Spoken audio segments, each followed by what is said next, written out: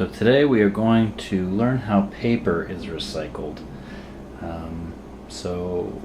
We're going to take some junk paper, and I will be using today, since my junk mail was delivered this morning, some old newspaper to create a new sheet of paper for us to maybe draw on or create something with.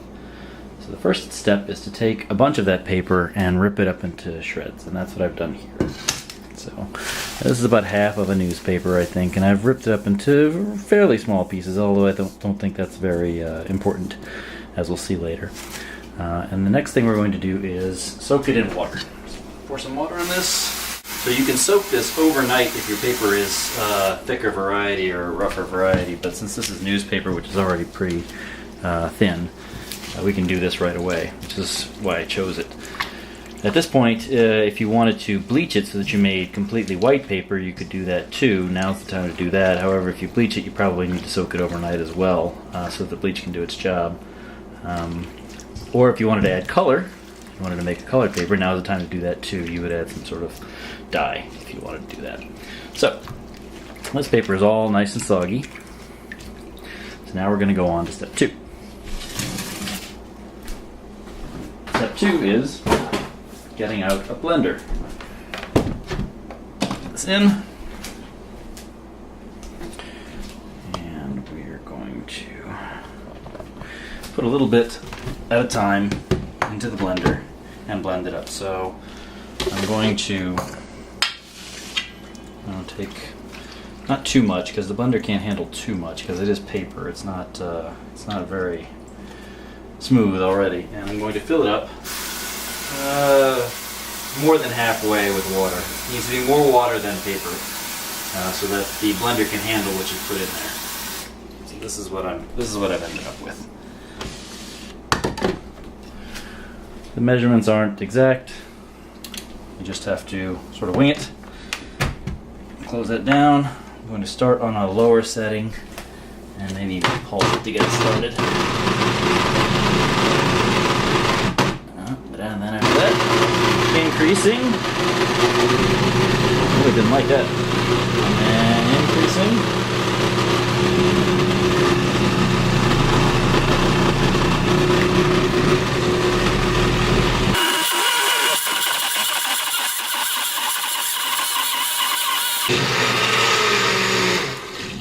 All right.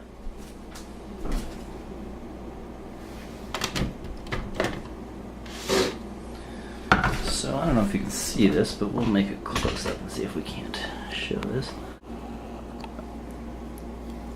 That's no longer even bits of paper. It's definitely what we call paper pulp now. So it looks like I probably should have put a little less paper in there and a little more water, because the blender had a little trouble with that.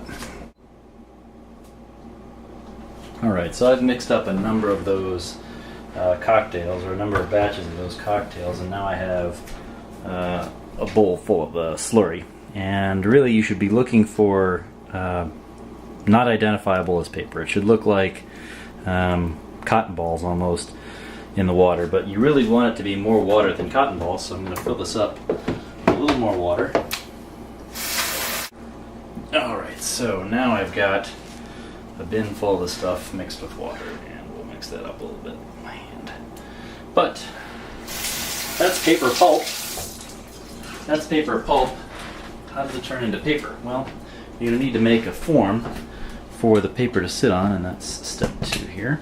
What I've got is a regular old hanger, a pair of pantyhose or nylons, and a wire cutter. So what I'm going to first do is cut the top of the hanger off with my wire cutters. Okay. And then this one.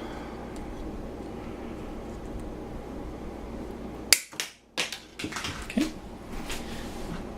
And I'm going to take the rest of this hanger and I'm going to bend it into the form of a piece of paper. So I'll start off by bending it straight and then bend it into basically a rectangle.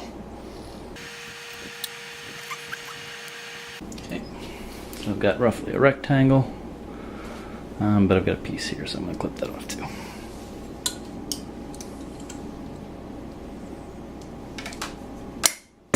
Okay, so roughly a rectangle, just from a hanger that I've bent into this shape.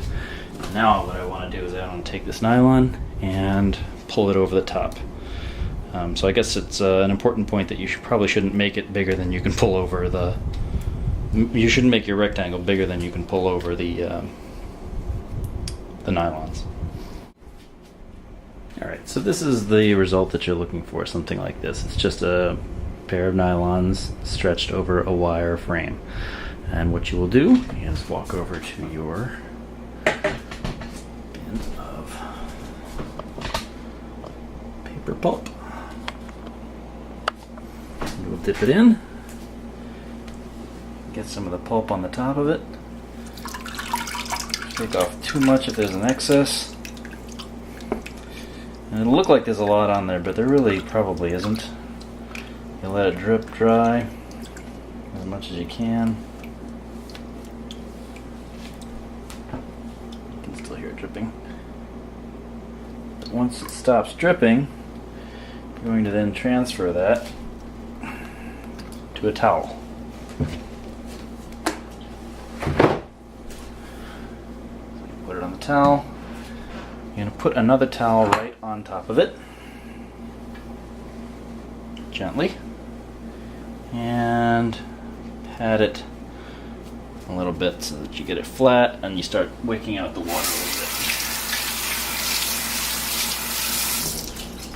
Okay, so last step is to take iron, plug it in, let it get hot.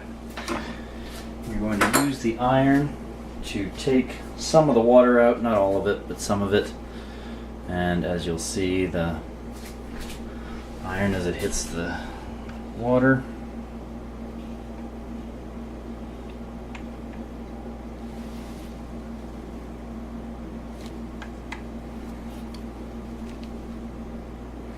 will start drying it out. You want to just be gentle with it because you can push the paper around and create clumps in your form. And once your iron gets hot enough, you'll start hearing it hiss and you'll start seeing steam come out. But that's not a bad thing, that's a good thing.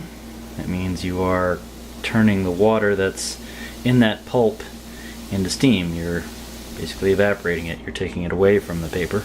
Because as we all know, paper is dry, it's not wet, so this is the last step.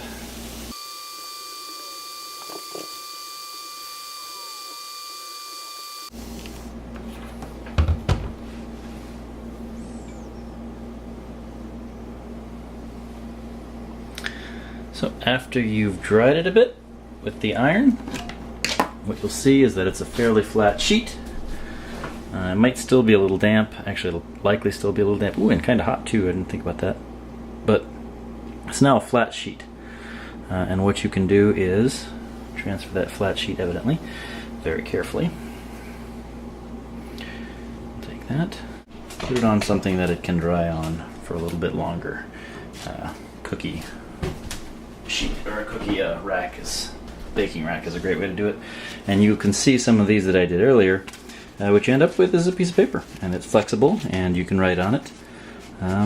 And a lot of people use this for decorative purposes when they're doing the pulp process where you pull the pulp out of the bin. They'll put leaves, small leaves as decoration, or other bits of flat things for decoration.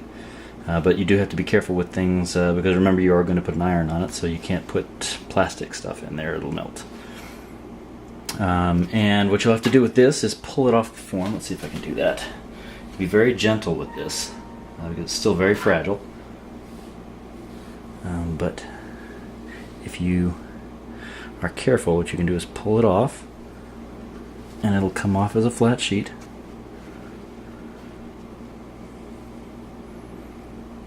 And you can leave this to dry like this overnight.